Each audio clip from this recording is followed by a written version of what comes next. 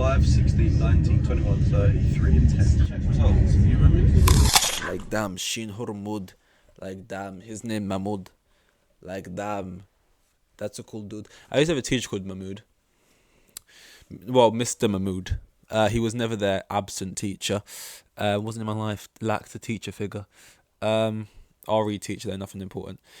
Still gotta be pretty epic. He. It's a long story. Basically, he became a teacher at our school. And then, how do I just sort? Welcome back. This is what we do here. This is 120. 120. The other day was 420. I didn't even mention it. That was yesterday. Was it? Yeah, it was yesterday. It was 420, man. Shout out Snoop Dogg and Wiz Khalifa. Wiz Khalifa, does he even still make music? I'm so surprised how relevant Wiz Khalifa has, like, remained, considering I don't even know if he still makes music. Whenever I see a story about him on the timeline, I'm like, wow, the people still, like, bring up Wiz Khalifa, like, all the time. Even though I don't know what he's done since See You Again for the Fast and Furious soundtrack. And that just might be me not listening to music that much, but, like, where's the guy been? Does he make it? I just don't hear it. I don't know.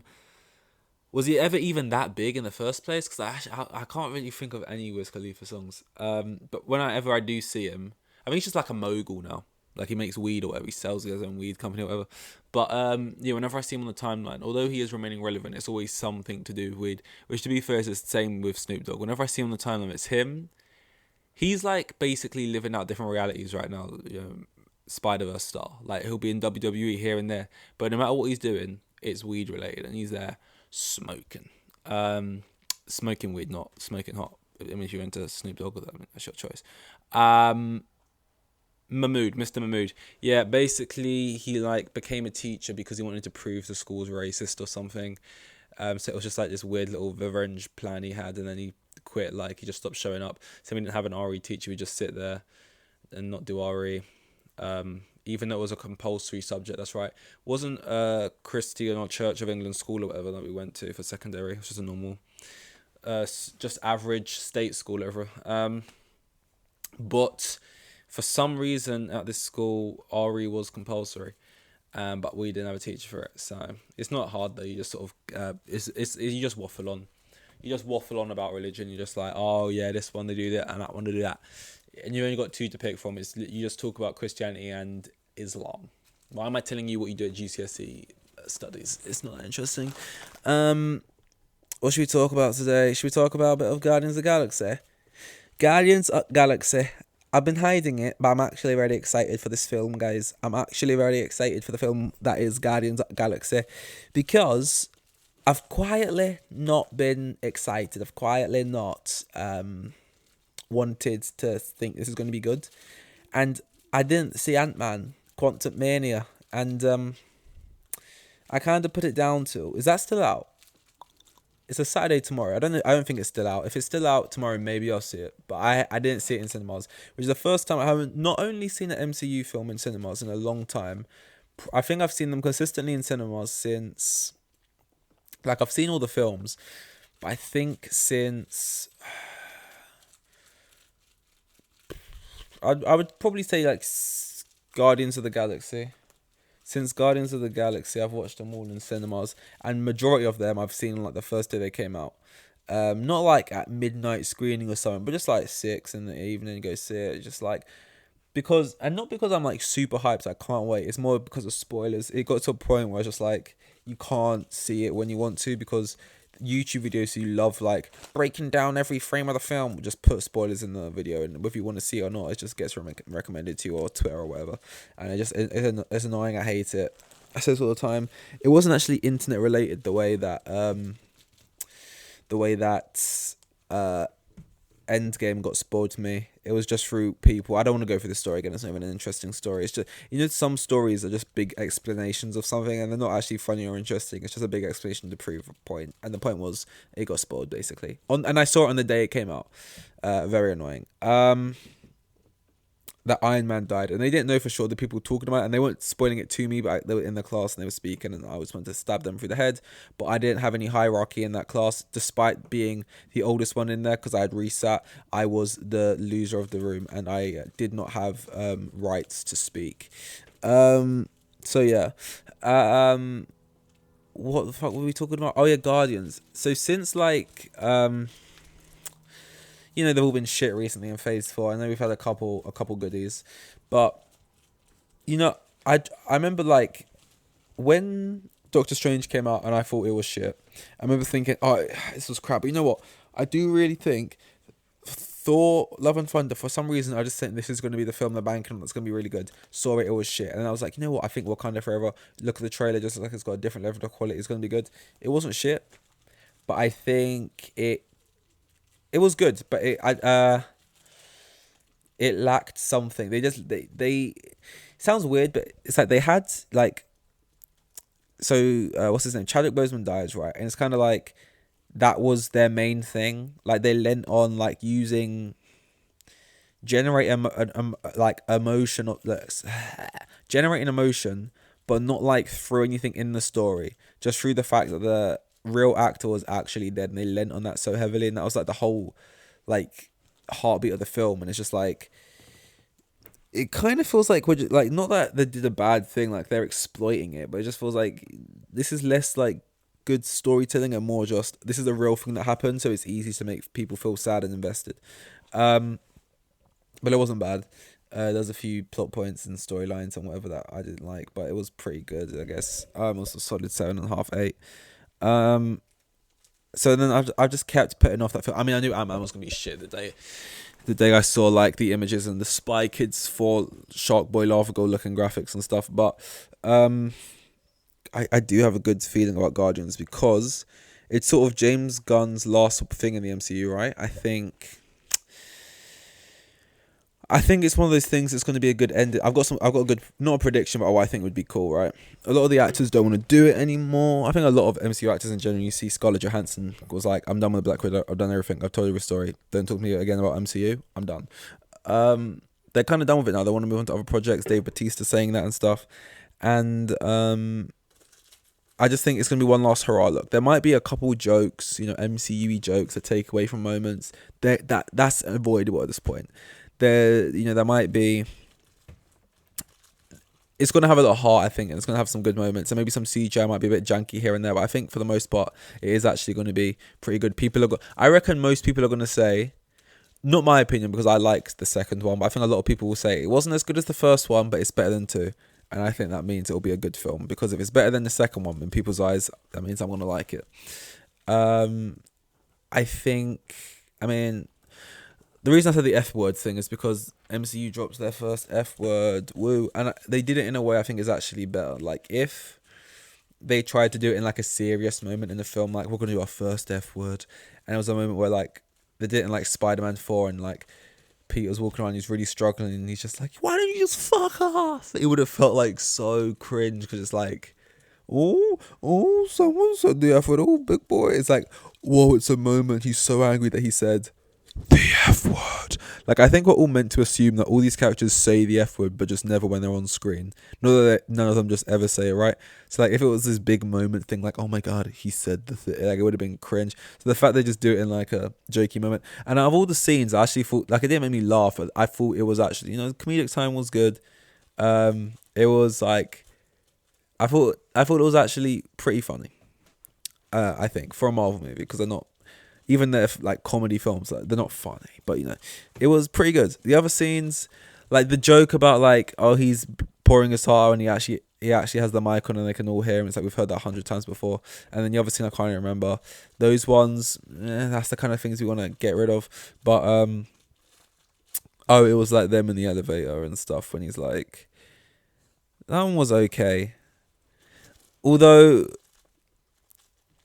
one thing that made me feel like the film, I know this is a small thing, but in one of the first clips they put out, which by the way, why do films do this? And I know I watched them all, so like I'm an issue, but why are they putting out just minute clips from the film Like, you put out a teaser trailer, okay, then you put out the main trailer, okay. We don't then need to see TV spot, this spot, this spot, and then just straight up scenes from the film. It's weird, man. But in the first one, here I go. That's why they do it. Like, Peter Quill's on this big ramble, and then he kind of like forgets his line, and it just takes me out of it. And then he doesn't forget it, but he like stumbles into it. Like, you can tell like he didn't forget the line, but he stumbled into it, and it's just like, can't do it again. Like, why couldn't we have just can't do it again? Like, why was that the take? I didn't. It just kind of, it felt lazy. You know, I didn't like that. But I think the film's gonna be good. Okay, here's the thing, right? I know, like I've just said, they clearly don't care about spoiling because they put all these clips and stuff, right? But I think they've got better at diverting expectations, and the fact they're trying to make it out like Rocket is gonna die so much makes you think, well, obviously he's not gonna die because they're just hitting it home so hard that he's gonna die. Like, for example, when Rhodes falls out of the sky in the Civil War trailer, you're like, oh well, he's not gonna die. They're not gonna show him his death scene in the trailer. So he's just bloody, and they take the mask off and you see him dead, and it's like, okay, well, he's not dead then. So it kind of makes you think, oh, so Rocket doesn't die. All of like the posters are like pictures of Rocket looking at stuff and like tears in his eyes, and it got me thinking, right? Bradley Cooper, all he has to do, and I guess Vin Diesel to an extent, he doesn't even have to do it. We could just be. We have enough clips of Stan Lee and all these people that they can live on forever, and we can use their face and stuff and make whole new scenes and characters. That we definitely have enough of Vin Diesel to keep going. I am Groot. But all of the posters are like Rocket looking sad and stuff, and it's all like, oh, Rocket's gonna die. It would be so good. None of these characters want to play him anymore. If like everyone dies apart from Rocket, I guess, and Groot. And like all these posters where he's looking out and he's crying isn't because he's dying, but because he's looking at the rest of the team dying. That's right. Peter Quill dies. Gamora, Batista. They don't want to do it anymore. Just kill them all. Make it good. Make it emotional. They will like do something. They will get trapped. You couldn't save them. And it will feel good. It'll feel like, oh wow, so many main characters just died. It felt like there's actually stakes here. It felt like that was actually like, whoa, things happened. And it'd just be great. It'd be great if one of the, because ultimately whether it's Rocket or not Rocket, if like one of the main Guardians dies, Nebula, Gamora, like Drax, like if Drax dies, like I don't really give a fuck. I want more than one person to die because like it's not just like a token death. Like I remember before like Endgame came out or Infinity War came out, and everyone was predicting who's gonna die. I think it's gonna be Thor. I think it's going to be Captain America. I think it's going to be Iron Man. It's like, okay, so we all know realistically one of the main cast will die. Like, that in itself is already kind of obvious. The guess is just which one. So I don't like this whole, like, oh, one of the main ones will die because we have to have a death so things feel like there's actual stakes. Let's kill for, like, half of them. Why not? Like, let's actually have stakes. Let's actually just go for it. Half of them don't want to be here. Let's just do it in a good way. The last send-off. Bang, bang. Like Yondu, you can make deaths impactful. We've seen it, James Gunn. Do it. Go for it, my son. And also it'll give me a good look into this whole DC thing he's got going on, if it's actually going to be a hit or a miss, and all that, yada, yada, yada. Sports-wise, because I can't not talk about sports, Arsenal are bottling the league right now, which is amazing. If Chelsea can have a say in that, that'll be great. I'd fucking love it. Like, although it's been so painful looking at Arsenal be top of the league this whole season, if it meant... Like, it's almost better than them having a bad season because we've seen them finish 8th twice in a row. We've seen them get 5th and just finished out on top 4 in the last 2 games. Like, okay, so what if Arsenal had another bad season like us this year and they finished like 8th or something? So, okay, yeah, that'd be funny, classic Arsenal. But, like, this is almost like a cool new way of misery. Let's have them top of the league for the whole season and lose out on the last 10 games. That would be great. And I'm not trying not to get too excited because they're not actually losing games. They just keep dropping points in draws and stuff. And ultimately, they've still got enough power in their hands where they can go to the Etihad. And if they win, they're still ahead by a point, right? And they're still... I mean, the other two, they were 2-0 up and they were losing points. But this is like... They were 3-1 down and they managed to come back and get something, which is going to raise spirits and stuff. And it's like never say die attitude and things like that. To be fair, they were at home and it was against like bottom of the league, Southampton. But, you know... I really, really want... I really don't want Arsenal to win the league. And, like, it's so close. Like, it's right there. Like, City, if they win their 2 games in hand, one of those games being Arsenal, they're top. There is a thing to be said, though, for the fact that although technically, if City win both their games in hand, they're ahead of Arsenal. There's something to be said for the fact that Arsenal are right now 5 points clear at the top of the table. And even though City have those 2 games, it's like, well, we have points on the board. Like, you have your 2 games, but at the moment, we have 5 points here. That's something to look at. So, like, it's a lot of pressure, for those, like, you have to win your next 2 games as the City team and stuff. And those 2 games are West Ham, I think, or whoever. It's just, whoever. And Arsenal. Ultimately, if you beat Arsenal, it would take an insane sort of switching mentality and stuff. But if you beat Arsenal, it's like the Wrexham thing for the National League. If you beat Arsenal at the Etihad, you've more or less won the league, because it's a 6-pointer. Let's say you win your other game in hand and you win that game, that leaves Arsenal on 75 and it puts City on 76 points. And although it's only 1 point behind, it's enough of a sort of mentality kick where it's like they then go to their next game and lose or whatever. It's just so stressful, man. Like I really need Arsenal not to win the league, and that's just everyone's really like overjoyed in Twitter and stuff because they've drawn their last. This is their 3rd draw in a row. They're 2-0 up to Liverpool, drew 2-0 up to West Ham, drew with Southampton 3-3, and it's like everyone's like, they're dropping points. City are gonna catch them. City have games in hand. They've still got to play City. Chelsea could have saying it as a big rival, this other stuff. It's just like, again, it's hope that kills you. It's a hope when you want your team to win, that is Chelsea, and it's hope when you want your rival to lose. And I just need this more than anything. It would be like, please, you've given me nothing this season, football gods, nothing but disappointment when it comes to Chelsea and stuff. Please, please, please, please, just give me this moment where Arsenal don't win. I need it more than anything. It will give me life. Yeah, but that is all. 2 very different topics. Guardians at Galaxy and footy, but it had to be done. This was 120. I'll see you in 121. Here with the kids, and they had like 3 kids, and the geezer was probably on like maximum 20 bags a year. Like the most boring bloke you'll ever meet. He was like,